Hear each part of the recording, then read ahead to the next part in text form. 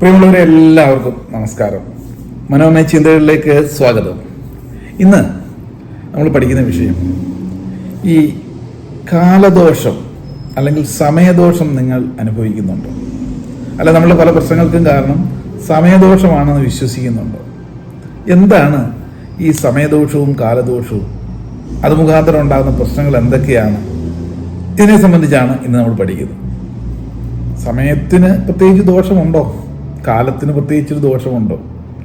ഈ ദോഷം എന്ന് പറയുന്നത് നമ്മൾക്ക് ചില കാര്യങ്ങൾ കണ്ടറിഞ്ഞ് പെരുമാറാൻ പറ്റാത്തതോ പല കാര്യങ്ങൾക്കുമുള്ള അജ്ഞതയുമാണ് സർവ്വദോഷങ്ങൾക്കും കാരണം എന്ന് ആദ്യം മനസ്സിലാക്കി.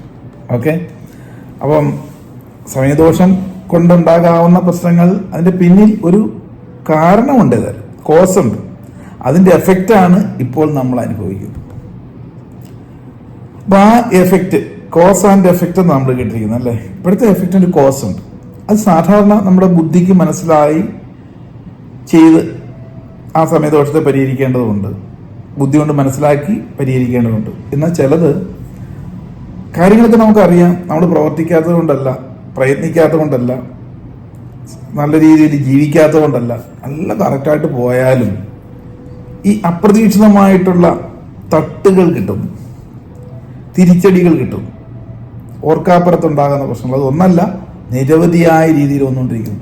പല കഴിവുകളും കാണേണ്ട സമയത്ത് കാണാൻ പറ്റാതെ പോകും.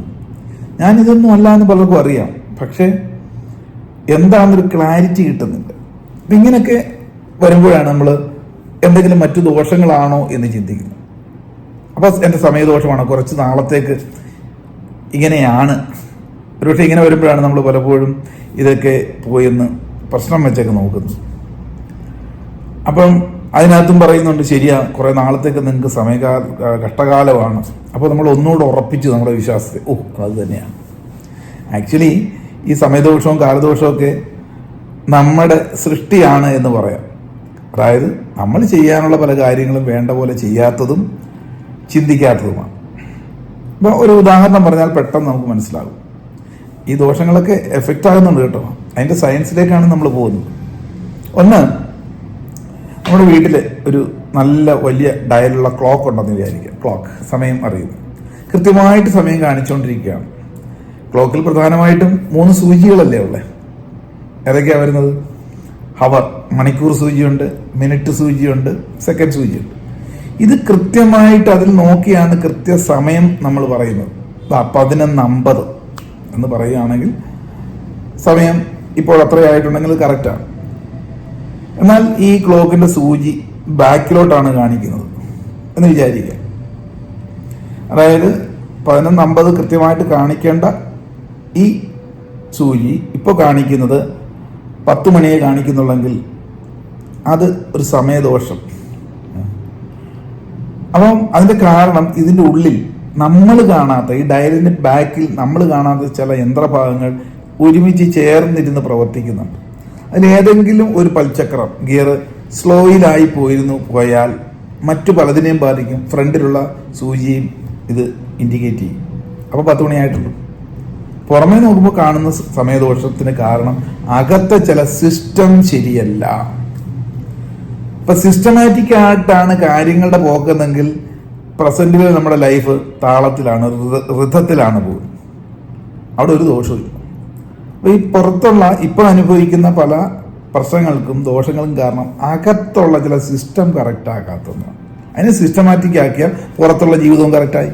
നമ്മുടെ ലൈഫ് സ്റ്റൈലിൽ വന്ന മാറ്റം, ജീവിതചര്യയിൽ, ദിനചര്യകളിൽ കുറേ കാലങ്ങളായിട്ട് നമ്മളിലുണ്ടായ ചില സ്വഭാവങ്ങൾ, ചില ആറ്റിറ്റ്യൂഡുകൾ, ഇതെല്ലാം സ്റ്റക്കാക്കി കളഞ്ഞു, അല്ലെങ്കിൽ സ്ലോയിലേക്ക് കൊണ്ടുപോയി ലൈഫിനെ. ഇതാണ് സമയദോഷം എന്ന് പറയുന്നത്. ഇനി മറ്റൊന്ന്, ഈ ക്ലോക്കിൽ അകത്തെ യന്ത്രഭാഗങ്ങളൊക്കെ കറക്റ്റാണ്, നിങ്ങൾ സിസ്റ്റമാറ്റിക് ആയിട്ടൊക്കെയാണ് പോകുന്നത്, ഒരു കുഴപ്പമില്ല. പക്ഷെ എന്നിട്ടും ഈ ക്ലോക്കിൽ സമയം തെറ്റാനുള്ള കാരണം എന്താ? ഇതിനെ പ്രവർത്തിപ്പിക്കുന്ന ഒരു എനർജി സോഴ്സ് ഉണ്ട്. പണ്ട് കാലത്ത് വൈൻഡ് ചെയ്ത് പ്രവർത്തിപ്പിക്കുന്നതായിരുന്നു എങ്കിൽ അതിനൊരു ഊർജം വേണമല്ലോ. പിന്നീട് ഇത് ബാറ്ററിയിലേക്ക് മാറി അല്ലേ, പവർ. ഈ ബാറ്ററിയുടെ പവർ കുറഞ്ഞാലും ഇതിൻ്റെ ഇൻഡിക്കേഷനെ ബാധിക്കും, സ്ലോയിലായിരിക്കും കാണിക്കുക. അപ്പോൾ ചുരുക്കം പറഞ്ഞാൽ നിങ്ങളുടെ നിലവിലുള്ള എനർജി ഫീൽഡ് ഡൗൺ ആയാലും സമയദോഷം പോലുള്ള അനുഭവങ്ങൾ ഉണ്ടാകും. ഇത് രണ്ടും കൃത്യമായിട്ട് മെയിൻറ്റെയിൻ ചെയ്യുമ്പോഴല്ലേ നമ്മുടെ സമയം കറക്റ്റ് ആകുന്നത്. ജീവിതത്തിലെ എല്ലാ കാലഘട്ടത്തിലും നല്ല സമയം ഉണ്ടാകണമെങ്കിൽ നമ്മുടെ ജീവിത ശൈലിയിലും ആറ്റിറ്റ്യൂഡുകളിലും സിസ്റ്റമാറ്റിക് ആകണം. മറ്റൊന്ന്, പ്രസന്റിലുള്ള നിങ്ങളുടെ ഊർജം, നിലവിലുള്ള എനർജി ഫീൽഡും നല്ലതുപോലെ ചാർജ് ആയിരിക്കണം. ബാറ്ററി ഫുള്ളായിരിക്കണം. ബാറ്ററി ട്രെയിൻ ചെയ്ത് പോയിട്ടുണ്ടല്ലോ സമയദോഷം ഉണ്ടാകും. എന്താണ് ഈ ബാറ്ററി എനർജി? നമ്മുടെ ഉള്ളിലുള്ള എനർജി ഫീൽഡായ ചക്രകൾ, ഊർജ സ്രോതസ്, ഇതിന് മൂല്യച്യുതി ഉണ്ടാകും. അതിന് ഒരുപാട് എഫക്റ്റുകളുണ്ട്. കാർമിക് എഫക്റ്റ് എന്ന് പറയും. നമ്മുടെ തന്നെ ചിന്തകളും കുറെ നാളുകളായിട്ട് അഭ്യൂഹ ചിന്തകളും നമ്മളെപ്പറ്റി തന്നെ, പലരെ പറ്റിയാണെങ്കിൽ അതും കൂടെ എക്സ്ട്രാ വരുന്നു. ഇതെല്ലാം ഉള്ളിലേക്ക് വന്ന് നിങ്ങളുടെ എനർജി ഫീൽഡായ ബാറ്ററികളിലേക്ക് ആ നെഗറ്റീവായിട്ടുള്ള ഇമോഷൻ എനർജി ചാർജ് ആയാൽ എന്തായി മാറുന്നു? നെഗറ്റീവായിട്ട് ഡ്രെയിൻ ചെയ്തു പോകും. ഊർജ്ജ ശോഷണം. ഇത് ആർജിത കാർമിക് എഫക്റ്റ് എന്ന് പറയും. നമ്മൾ ഫിസിക്സിലൊക്കെ കേട്ടിട്ടുണ്ടാവും അല്ലേ, കോസ് ആൻഡ് എഫക്റ്റ്. ഇപ്പോഴത്തെ എഫക്റ്റിനൊരു കോസ് ഉണ്ട്. അത് ബുദ്ധി കൊണ്ട് മനസ്സിലാകാവുന്നതുകൊണ്ട് അല്ലാത്തതുകൊണ്ട്. ബുദ്ധി കൊണ്ട് മാനേജ് ചെയ്യേണ്ട, മനസ്സിലാക്കി മാനേജ് ചെയ്യേണ്ട, അങ്ങനെ തന്നെ മാനേജ് ചെയ്യണം. മറ്റൊന്ന്, ഇതൊക്കെ പ്രവർത്തിച്ചാലും അൺഎക്സ്പെക്റ്റഡ് ആയിട്ട് വരുന്ന ഈ പറഞ്ഞ ബ്ലോക്കുകൾക്കെല്ലാം കാരണം ഒന്ന് ആർജിതം, മറ്റൊന്ന് ജനിതകം. ജനറ്റിക്കായിട്ട് മുൻ തലമുറകളുടെ പരമ്പരയായിട്ട് അവർ ചെയ്തിട്ടുള്ള, അല്ല അവരിൽ നിന്നും പകർന്നു കിട്ടിയിട്ടുള്ള അനുഭവങ്ങൾ ഈ ജന്മത്ത് നമ്മളിൽ അനുഭവിക്കേണ്ടി വരുന്നു. ഇതിന് ഹെറിഡിറ്ററി എന്നൊക്കെ പറയാം.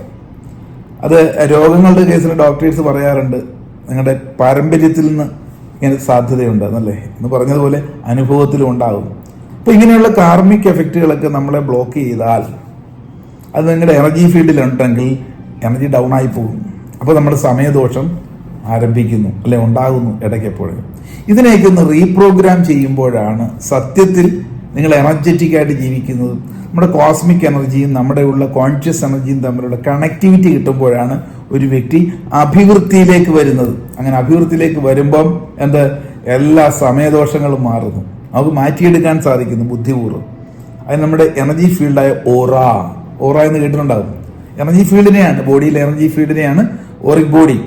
അവിടെ മങ്ങലേൽക്കാതെ അതിനെപ്പറ്റി പഠിച്ച് മനസ്സിലാക്കി പ്രാക്ടീസ് ചെയ്ത് കഴിഞ്ഞാൽ തീർച്ചയായിട്ടും ഓറ നല്ല പവർഫുൾ ആയിട്ടുള്ള വ്യക്തികൾക്ക് ഓരോരോ ദിവസങ്ങളും പുതിയ പുതിയ എന്തിറങ്ങി തിരിഞ്ഞാലും പെട്ടെന്ന് മാനിഫെസ്റ്റ് ചെയ്യപ്പെടും, നടപ്പിലാകും.